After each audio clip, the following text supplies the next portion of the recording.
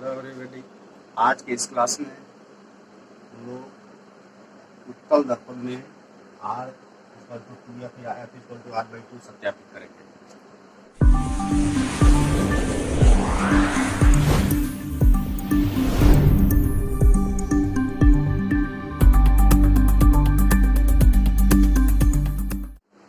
यहाँ देखिए, मान लेते हैं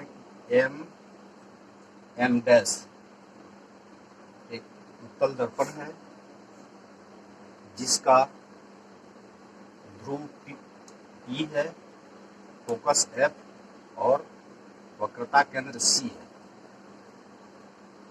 हम जानते हैं ध्रुव और फोकस के बीच की दूरी, यहाँ जो ये दूरी है, इतनी ही दूरी, ये दूरी जो है इसी के बराबर यहाँ लिख लेते हैं। ये दूरी F के बराबर है क्योंकि ध्रुव और फोकस के बीच की दूरी है, और ध्रुव और वक्रता केंद्र के बीच की दूरी को हम लोग R से सूचित करते हैं, कैपिटल R से, जिसे हम वक्रता त्रिज्या कहते हैं।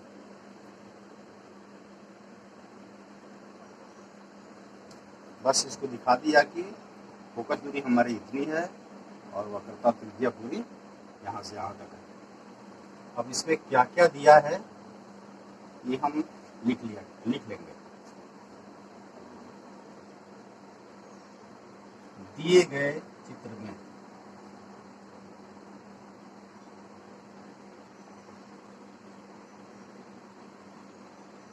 में AB एक आपतित किरण है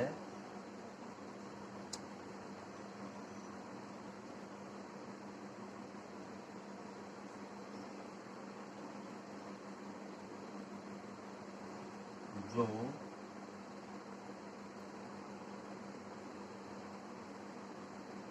मुख्य अक्ष के समांतर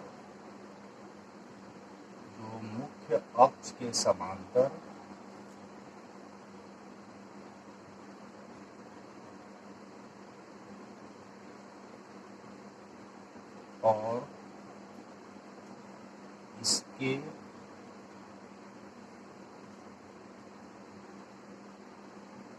बहुत करीब या बहुत निकट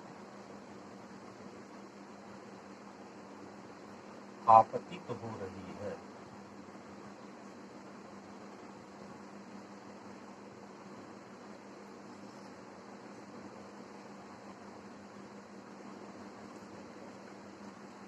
परावर्तन के बाद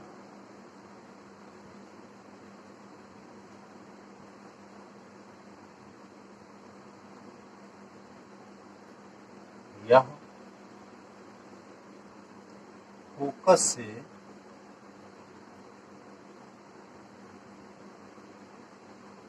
आती हुई प्रतीत होती है।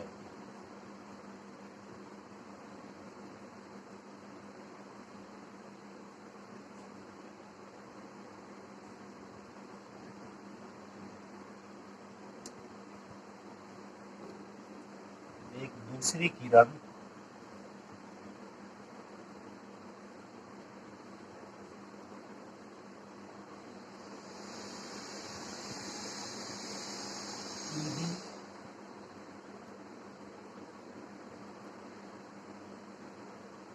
लेते हैं जो बिंदु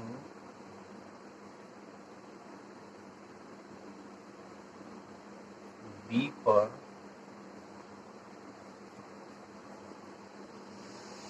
वक्रता केंद्र C से, जो बिंदु B पर वक्रता केंद्र C से, जो बिंदु B पर परावर्तन के बाद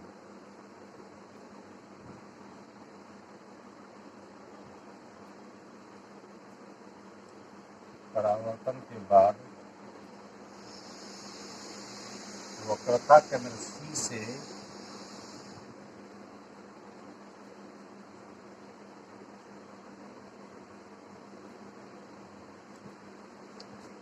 आती हुई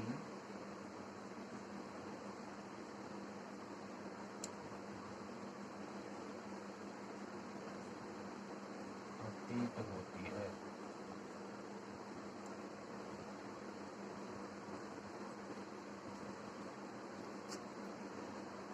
परावर्तन के नियम से हम जानते हैं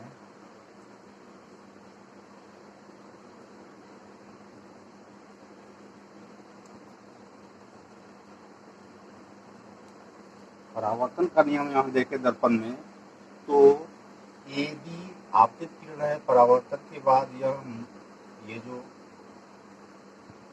ई बी है जो सी से ई बी किरण जो आई ये परावर्तन के बाद लग रही है कि सी से आ रही है। इसका मतलब है कि ये हमारा ई सी जो है ये बिंदु बी पर ई बी यहाँ अभिलंब होगा। कहने का मतलब कि यहाँ ये लग रहा है कि ये केंद्र है, केंद्र से आती हुई प्रतीत हो रही है। इसका मतलब यहाँ जो ये बी बिंदु पे ई बी हमारा अभिलंब होगा। तो अभिलंब के साथ आपतित किरण जो कोण बनाती है उसको आपतन का कोण आई से सूचित किया जाता है और फिर परावर्तित किरण ये जो बी है ये जो अभिलंब के साथ कोण बनाती है इसको आर से सूचित किया जाता है। तो हम जानते हैं कि आपतन का कोण आई परावर्तन का कोण आर के बराबर होता है। इतना तो आपको समझ में आ रहा होगा। तो यहाँ देखेंगे नियम से हम लिखेंगे कि कोण ए बी ई बराबर हो जाएगा कोण डी बी ई के।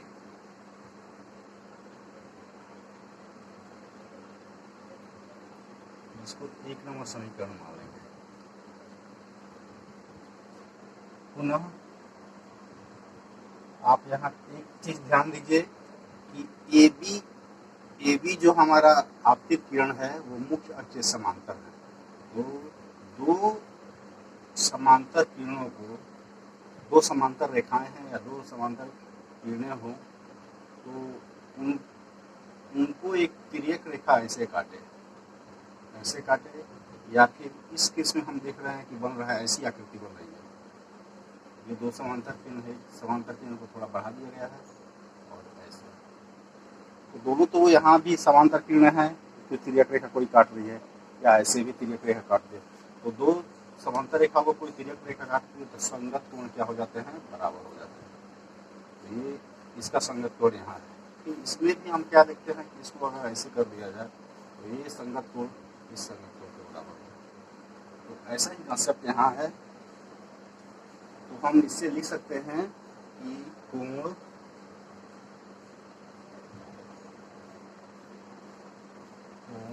ए बी ई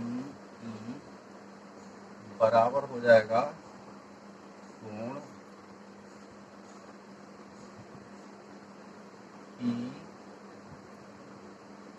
कोण एफ सी डी के। ये कोण इसका संगत कोण है तो ये दोनों कोण संगत कोण बराबर हो जाएंगे। लिख देंगे संगत कोण, ब्रैकेट में लिख देते हैं संगत कोण। इसको 2 नंबर समीकरण मान लेते हैं। तो समीकरण 1 और 2 से हम देखते हैं कि यहाँ भी ए बी ई है और यहाँ भी ए बी ई है। तो इससे ए बी ई इसके बराबर है एंगल डी बी के और सी ए बी ई बराबर फिर बराबर दिखाया गया है एफ सी बी के। इसलिए ये दोनों कोण क्या हो जाएंगे, बराबर हो जाएंगे।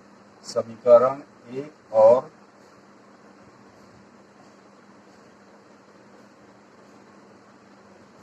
2 से कोण डी बी ई बराबर हो जाएगा कोण एफ सी बी के। इसको 3 नंबर समीकरण मान लीजिए। अब यहाँ देखिए एक चीज कि जो R जो है यानी कोण DBE, इसका शीर्षाभिमुख कोण है FBC। ये कोण जो है R का शीर्षाभिमुख कोण होता है, और शीर्षाभिमुख कोण आपस में बराबर होते हैं, इसलिए यहाँ लिख लेंगे कोण पुनः कोण DBE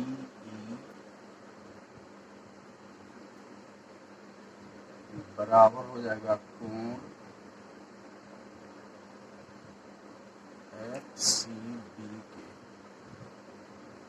इसको लिख लेंगे शीर्षाभिमुख कोण।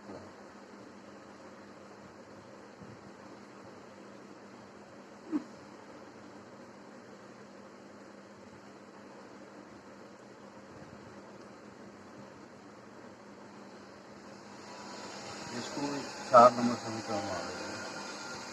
अब यहाँ DBE बराबर है FCB के।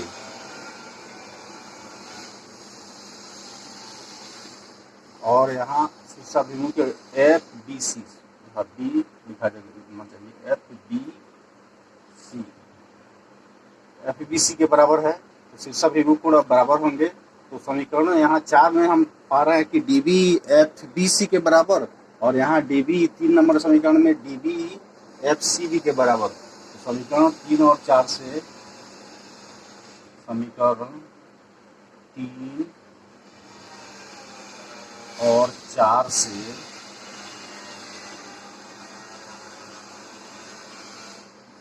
FCB एंगल FCB बराबर है एंगल FBC के। FCB ये कोण बराबर हो गया इस कोण के FBC के। तो इसका अर्थ हुआ इट इम्प्लाइज FCB के का समूह भुजा FB है या BF, उसी को कहिए BF है,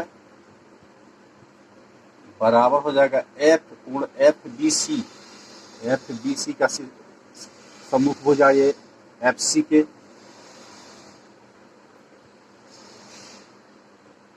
इसीलिए कैसे हो जाएंगे कि संगत कोणों बराबर कोणों के संगत भुजाएं भी बराबर होती हैं।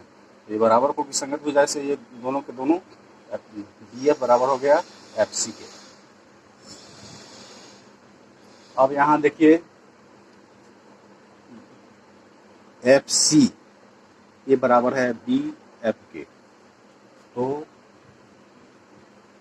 हम लिख सकते हैं कि एक केस ऐसा बन रहा है कि एक बिंदु यहाँ है, एक बिंदु यहाँ है, ऐसे एक रेखा है, इसके अति निकट का कोई एक बिंदु लेंगे तो ये जो दूरी होगी ना, ये दूरी यहाँ से यहाँ तक ये दूरी के बराबर होगी, क्योंकि ये दोनों पॉइंट बहुत नज़दीक हो।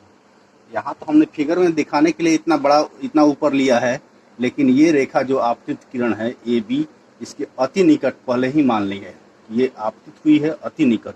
तो ये अति निकट के बिंदु अगर हो जाए, P और B अति निकट के बिंदु हैं, तो उस स्थिति में FP बराबर होगा FB के। इसीलिए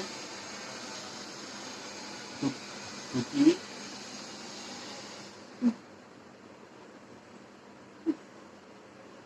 B और P काफी निकट के बिंदु हैं,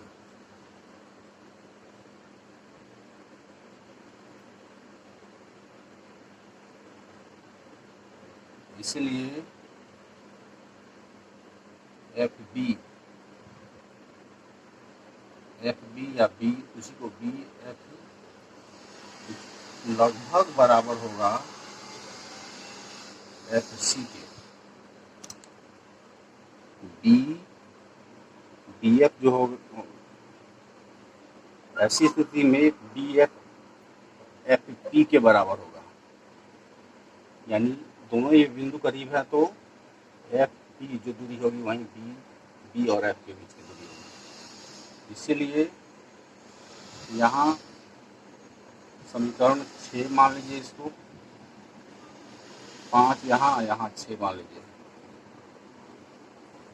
समीकरण 5 एवं 6 से